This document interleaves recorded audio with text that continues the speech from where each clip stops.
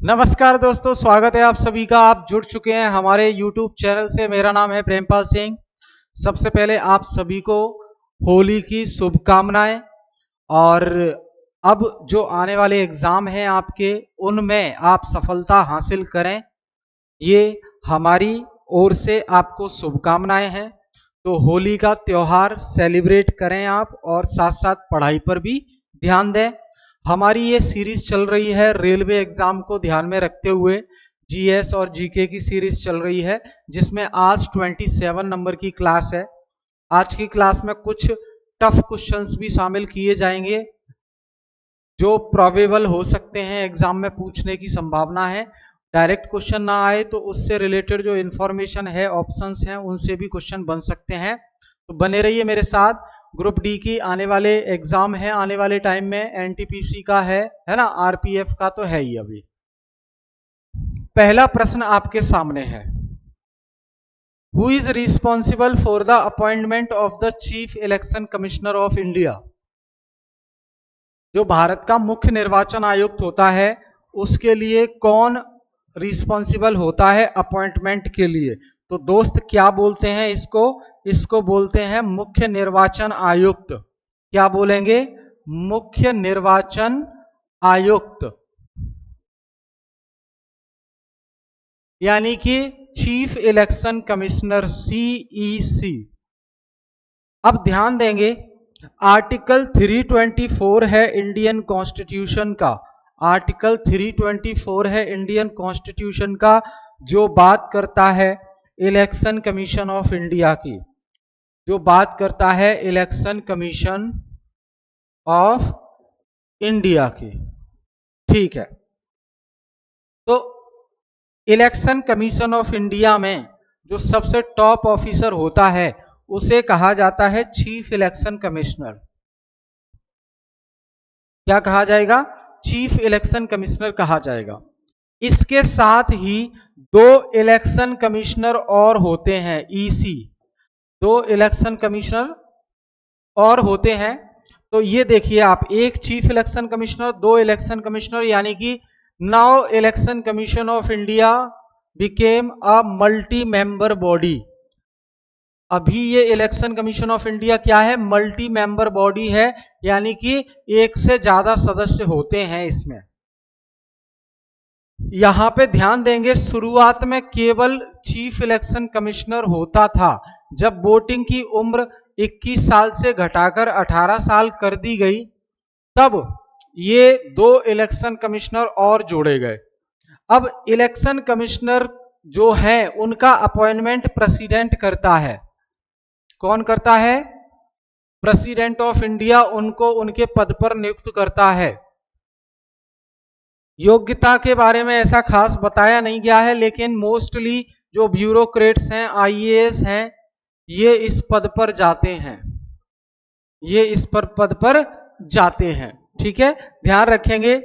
तो ये election commission of India में होता है चीफ इलेक्शन कमिश्नर। साथ ही साथ भारतीय संविधान में 73rd नाम का एक अमेंडमेंट हुआ 1992 में। इस अमेंडमेंट के जरिए पंचायती राज प्रणाली की शुरुआत होती है, और इसी के साथ स्टेट इलेक्शन कमीशन की भी स्थापना होती है। हर राज्य में एक राज्य का निर्वाचन आयोग भी बनाया गया, जो राज्य के अंदर लोकल गवर्नमेंट यानी कि स्थानीय सरकारों का चुनाव करवाने का काम करेगा। और जो इलेक्शन कमीशन ऑफ इंडिया होता है, वो कौन कौन से चुनाव करवाता है? तो यहां देखेंगे, मैं नोट कर रहा हूं, लोकसभा, राज्यसभा, राष्ट्रपति, उपराष्ट्रपति और विधानसभा। इनके चुनाव भारत का निर्वाचन आयोग करवाता है। जबकि राज्य का जो निर्वाचन आयोग है, वो आर्टिकल 243 वो क्या करता है? वो राज्य के अंदर लोकल गवर्नमेंट का चुनाव करवाता है, चाहे गांव में सरपंच का, प्रधान का चुनाव हो, या शहर में नगर निगम का चुनाव हो, पार्षद का चुनाव हो। Which of the following taxes is direct tax? आसान सा सवाल है, निम्नलिखित में से कौन सा टैक्स डायरेक्ट टैक्स है? तो जीएसटी, वस्तु एवं सेवा कर, ये इनडायरेक्ट टैक्स है। इनकम टैक्स ये डायरेक्ट टैक्स है। कस्टम ड्यूटी, कस्टम ड्यूटी ये आपका इनडायरेक्ट टैक्स है। एक्साइज ड्यूटी भी इनडायरेक्ट टैक्स है। तो डायरेक्ट टैक्स, इनकम टैक्स। यहां समझिए, डायरेक्ट टैक्स वो टैक्स होता है कि ये टैक्स भारत सरकार के द्वारा जिस पर भी अप्लाई किया जाता है, लगाया जाता है, इम्पोज किया जाता है, वही व्यक्ति इसको पे करे। अगर मुझ पे टैक्स लगा रही है सरकार तो मैं ही पे करूं, तो ये डायरेक्ट टैक्स हो गया। तो इनकम टैक्स जो होता है, जो मेरी इनकम पे लगेगा उसे मैं ही पे करूंगा। मैं ऐसा तो नहीं है कि इस टैक्स को मैं किसी दूसरे को ट्रांसफर कर दूं और मेरा टैक्स वो पे कर दे, नहीं, मुझे ही करना पड़ेगा क्योंकि मेरी इनकम पे लगा है। लेकिन जीएसटी क्या होता है? जीएसटी इनडायरेक्ट टैक्स है। 2016 में जीएसटी बिल पास हुआ और जुलाई 2017 से जीएसटी लागू कर दिया गया। ठीक है, एक जीएसटी काउंसिल बनाई गई इसके लिए, जीएसटी काउंसिल बनाई गई जिसमें प्राइम मिनिस्टर होते हैं, लीडर ऑफ अपोजिशन होते हैं। ठीक है, ध्यान रखेंगे इसको। जीएसटी क्या होता है? मान लो कंपनीज पर लगता है, प्रोडक्ट पे लगता है और उस प्रोडक्ट को खरीदते हम हैं, तो इनडायरेक्टली हम पे करते हैं जीएसटी, कंपनी पे नहीं करती। ठीक, ध्यान रखेंगे। Which river is known as the sorrow of Bihar? किस नदी को बिहार का शोक कहा जाता है? तो कोसी नदी। कौन सी नदी है? कोसी नदी है। बी, तो बी आंसर हो जाएगा। कोसी रिवर को बिहार का शोक कहा जाता है क्योंकि कोसी की वजह से बाढ़ बहुत आती है बिहार में, तो ये एक प्राकृतिक आपदा का काम करती है, प्राकृतिक आपदा का काम करती है। ठीक, अब देखो भाई, जब हम बात करते हैं आपदा की, आपदा, तो आपदा प्राकृतिक भी हो सकती है, प्राकृतिक भी हो सकती है और man made, artificial, man made यानी कि मानव निर्मित भी हो सकती है, मानव निर्मित भी आपदा हो सकती है। तो प्राकृतिक आपदा में, प्राकृतिक आपदा में भूकंप आ जाता है, भूकंप आ जाता है, बाढ़ आ जाती है, सुनामी आ जाता है, एटसेट्रा। मानव निर्मित में जैसे भोपाल गैस कांड, भोपाल गैस ट्रेजेडी हुआ, चेरनोबिल ट्रेजेडी हुआ। ठीक, जंगलों में आग,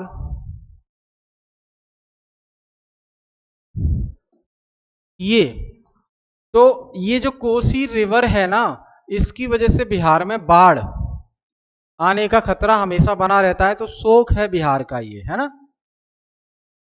विच reform movement is associated with Raja Ram Mohan Roy? Raja Ram Mohan Roy को धार्मिक एवं सामाजिक सुधारक के रूप में जाना जाता है, धार्मिक एवं समाज सुधारक के रूप में, समाज सुधारक के रूप में राजा राम मोहन राय को जाना जाता है। ठीक, बहुत सारे काम किए। तो कौन सा सुधार आंदोलन है जो राजा राम मोहन राय से संबंधित है? तो ये है ब्रह्म समाज। राजा राम मोहन राय ने ब्रह्म समाज की स्थापना की है। इन्होंने सती प्रथा को खत्म करवाया। समझ गए? तो ध्यान रखेंगे, राजा राम मोहन राय को आधुनिक भारत का प्रणेता कहा जाता है, आधुनिक भारत का प्रणेता कहा जाता है।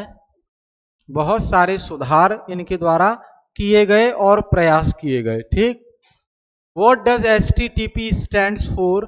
तो ये आपका ICT का सवाल है। HTTP का मतलब होता है hyper text transfer protocol, hyper text transfer protocol. तो यहां देखो, जब आप कंप्यूटर पर कोई वेबसाइट सर्च करते हो तो HTTP S लगा होता है, फिर www. और मान लीजिए मेरा ही नाम से वेबसाइट है prempalsingh.com। तो ये जो पूरा टेक्स्ट लिखा हुआ है इसे बोलेंगे क्या, इसे बोलेंगे URL। URL का मतलब यूनिफॉर्म रिसोर्स लोकेटर। ये पूरा, इसमें HTTP हो गया, hyper text transfer protocol, www ये वर्ल्ड वाइड वेब हो गया। वर्ल्ड वाइड वेब किसने सबसे पहले इसको इन्वेंट किया, बनाया, तो ये है टिम बर्नर्स ली।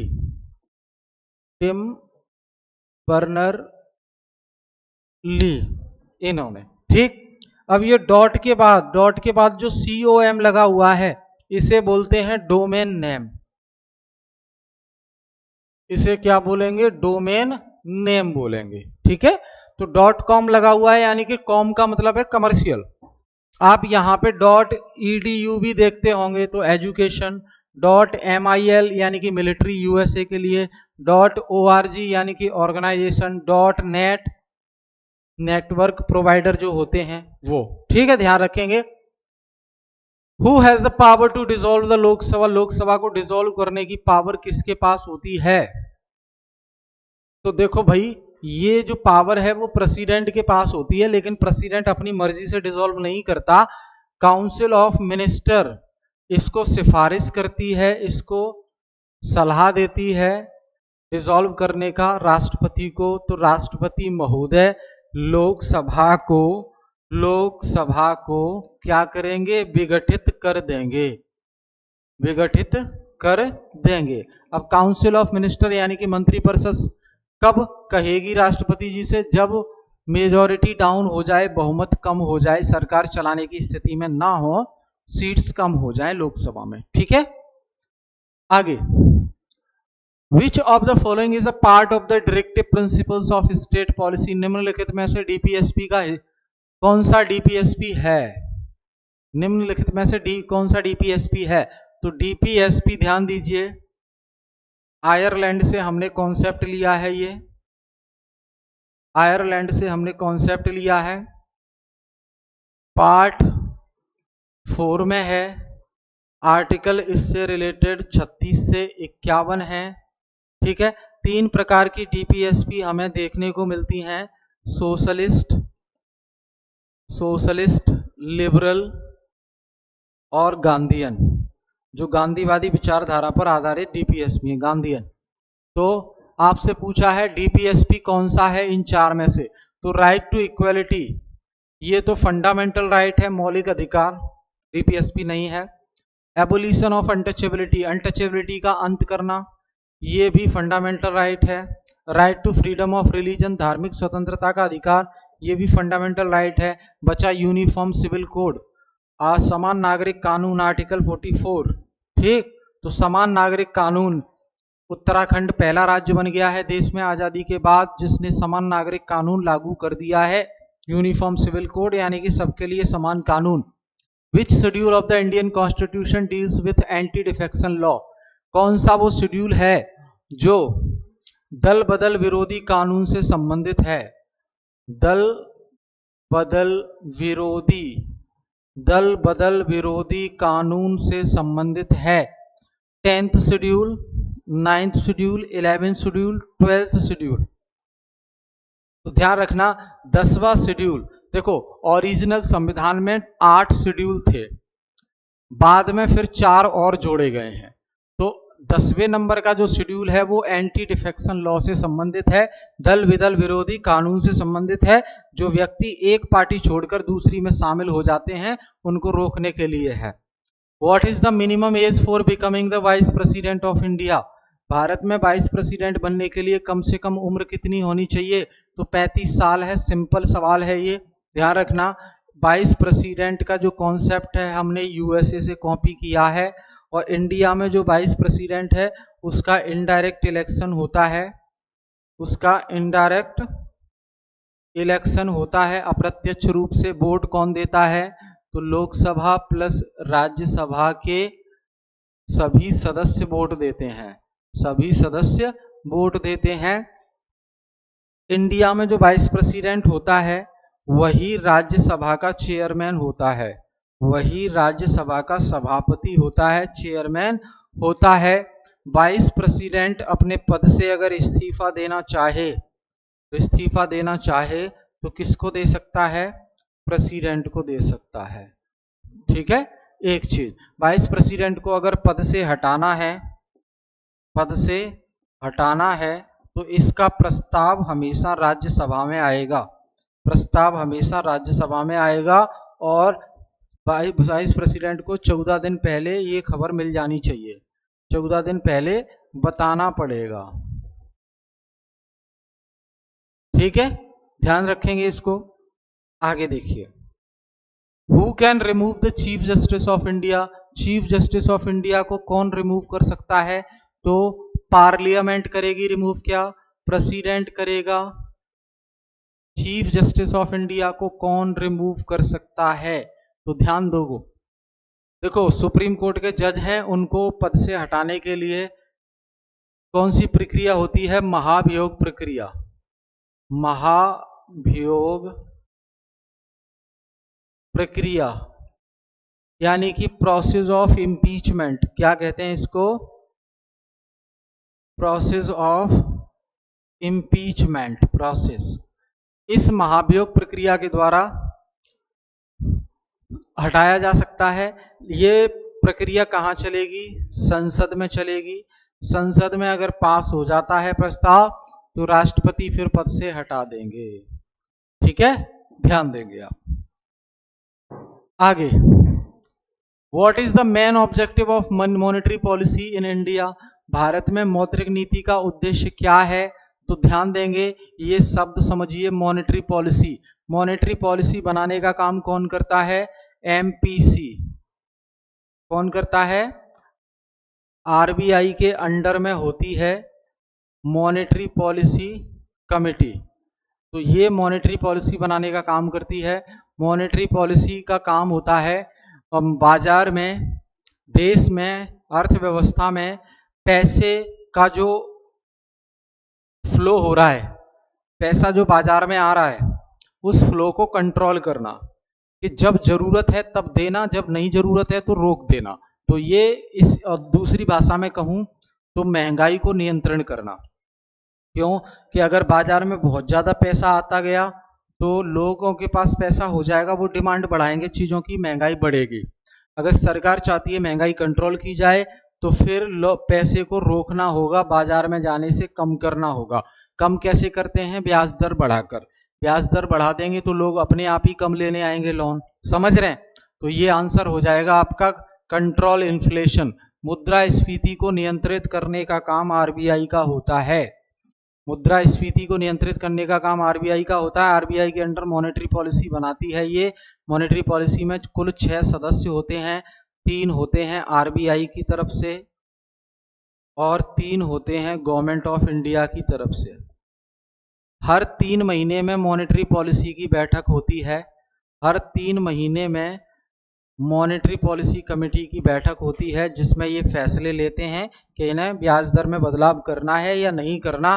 तो जैसे आपने सुना है, बैंक रेट में बदलाव करना है या नहीं करना, सीआरआर में बदलाव करना है या नहीं करना, एसएलआर में बदलाव करना है, repo rate, reverse repo rate में बदलाव करना है, मार्जिनल स्टैंडिंग फैसिलिटी रेट में बदलाव करना है, ये सब के लिए। ठीक है, ध्यान रखेंगे इसको। What is the base year of GDP calculation in India? Bharat में जो जीडीपी यानी कि ग्रॉस डोमेस्टिक प्रोडक्ट, सकल घरेलू उत्पाद की गणना की जाती है, तो उसका आधार वर्ष क्या है? आधार वर्ष क्या है? तो 2011-12 जो है वो आधार वर्ष है। अभी ये चेंज हो जाएगा अब, लेकिन अभी 2011-12 है। बुल मार्केट का मतलब क्या है? बुल मार्केट का मतलब क्या है? स्टॉक प्राइस बढ़ रहे हैं वो है बुल मार्केट, या स्टॉक प्राइस गिर रहे हैं उसे कहते हैं बुल मार्केट। क्या है बुल मार्केट? ये 13 क्वेश्चन है, तो ध्यान रखना। जब शेयर मार्केट उछाल पे होती है, यानी कि स्टॉक प्राइसेस बढ़ रहे हैं शेयर बाजार में, तो उसे कहते हैं बुल मार्केट। और जो गिर रही है मार्केट उसे कहते हैं बियर मार्केट। बियर माने भालू, तो बियर मार्केट, और बुल यानी कि थोड़ा तेज होता है, उफान ले आता है, तो इसे कहते हैं बुल मार्केट। तो स्टॉक प्राइसेस अगर बढ़ रहे हैं तो शेयर मार्केट में इसे कहते हैं बुल मार्केट। और ध्यान रखना, शेयर मार्केट क्या है, ये कैपिटल मार्केट होती है जहां पे शेयर को खरीदा और बेचा जाता है। कैपिटल मार्केट को रेगुलेट करने का काम कौन करता है, सेबी करती है, securities and exchange board of India. SEBI का हेडक्वार्टर मुंबई में है, सेबी का हेडक्वार्टर मुंबई में है, ध्यान रखना, ठीक। Which of the following is an example of non tax revenue. Non tax revenue क्या है, यानी कि रेवेन्यू से तो आप समझ रहे हैं कि सरकार के पास जो राजस्व आ रहा है, पैसा आ रहा है, उसे रेवेन्यू कहेंगे। लेकिन ये पैसा सरकार के पास दो तरीके से आता है, एक टैक्स के जरिए और एक बिना टैक्स के जरिए। तो टैक्स रेवेन्यू तो आप समझ गए कि टैक्स लगाने के बाद जो पैसा मिले वो टैक्स रेवेन्यू। लेकिन नॉन टैक्स रेवेन्यू क्या है, टैक्स के अलावा कहां से कमाती है सरकार, तो इनकम टैक्स तो टैक्स रेवेन्यू है, जीएसटी टैक्स रेवेन्यू है, एक्साइज ड्यूटी टैक्स रेवेन्यू है, डिविडेंड्स फ्रॉम पीएसयू यानी कि सार्वजनिक उपक्रम यानी कि सरकारी कंपनी जिनकी मालिक सरकार होती है, तो सरकारी कंपनी से हर साल जो बचत आती है, बचत यानी कि मुनाफा, लाभांश कहते हैं इसको, लाभांश, उसे ही कहा जाता है डिविडेंड। तो ये जो पैसा आ रहा है ये कोई टैक्स का पैसा तो नहीं है, सरकार की कंपनी ने प्रॉफिट किया और सरकार को हिस्सा दे दिया, तो टैक्स का नहीं है ये, तो ये नॉन टैक्स रेवेन्यू हो जाएगा, ठीक है। सी आंसर इसका करेक्ट आंसर है। विच लैटिट्यूड डिवाइड्स अर्थ इनटू टू इक्वल पार्ट। वो कौन सा लैटिट्यूड है जो अर्थ को दो बराबर भागों में बांट देता है, ये तो 0 डिग्री लैटिट्यूड यानी कि इक्वेटर। इक्वेटर इसे क्या कहते हैं, इसको कहते हैं भूमध्य रेखा, भूमध्य रेखा इक्वेटर कहा जाता है। तो 0 डिग्री वाली जो लाइन है वो पृथ्वी को दो बराबर भागों में बांट देती है। हाल ही में देखो पानुअतु चर्चा में रहा है, ये राजधानी इसकी पोर्ट विला है, पानुअतु चर्चा में रहा है, राजधानी इसकी पोर्ट विला है, देख लीजिए यहाँ पे, है ना। पानुअतु हाल ही में चर्चा में रहा क्योंकि वहां के प्रधानमंत्री ने इंटरपोल के अलर्ट के बाद एक भारतीय भगोड़े को जानकारी की गया पासपोर्ट को रद्द करने का निर्णय लिया है। भौगोलिक स्थिति अगर देखें बानुअतु की, तो बानुअतु दक्षिण प्रशांत महासागर में मेलेनेशियन क्षेत्र का एक द्वीप समूह है, ग्रुप ऑफ आइलैंड है। यह उत्तरी ऑस्ट्रेलिया के पूर्वी और फिजी के पश्चिम में स्थित है। ये देखो ये रहा बानुअतु, ये ठीक। 80% से अधिक इसकी जो सीमा है, स्थलीय सीमा नहीं है, है ना, इसकी कोई स्थलीय सीमा नहीं है। और बानुअतु में 80 से अधिक द्वीप समूह शामिल हैं। बानुअतु जो ग्रुप ऑफ आइलैंड है इसमें 80 से ज्यादा द्वीप समूह शामिल है। इसका कोई स्थलीय यानी कि जमीन से जुड़ा हुआ बॉर्डर कोई नहीं है, समुद्री सीमाएं इसकी हैं। और पहले यह देश एंग्लो फ्रेंच कंडोमिनियम के तहत न्यू हेब्रिड्स के रूप में संयुक्त प्रशासन में था। और बानुअतु ने 1980 में स्वतंत्रता प्राप्त की है हाल ही में। भौगोलिक विशेषताएं देखें तो बानुअतु के द्वीप ज्वालामुखी से निर्मित हुए हैं, ज्वालामुखी से ये द्वीप बने हैं जिनमें पहाड़ी इलाके और तटीय मैदान आते हैं। इसके प्रमुख द्वीपों में एस्पिरिटू, सेंटो और मालाकुला और इफेट इस्पाइल शामिल है। हाईएस्ट जो पॉइंट है बानुअतु का वो है एस्पिरिटो सेंटो पर माउंट टबबेमसाना, ठीक है, ध्यान रखेंगे। हाल ही में ये देख लीजिए, मैं अलग हो जाता हूं, साइड से हो जाता हूं, तो ये आपका एक बार क्लियर भी कर देता हूं इसको, यहां नजर बनाए रखिए आप। ये हाल ही में न्यूज में रहा है वानुअतु, इसकी राजधानी पोर्ट विला है। तो इतना बेसिक इंफॉर्मेशन आपको याद रखनी है, ठीक है। तो ये हमने डिस्कस किया आज के प्रश्न। आई होप चीजें समझ आ गई होंगी। कोई डाउट होता है तो आप हमें बता सकते हैं, ठीक है भाई। चलो तो फिर मिलेंगे हम नेक्स्ट क्लास में। बहुत बहुत धन्यवाद आप सभी का।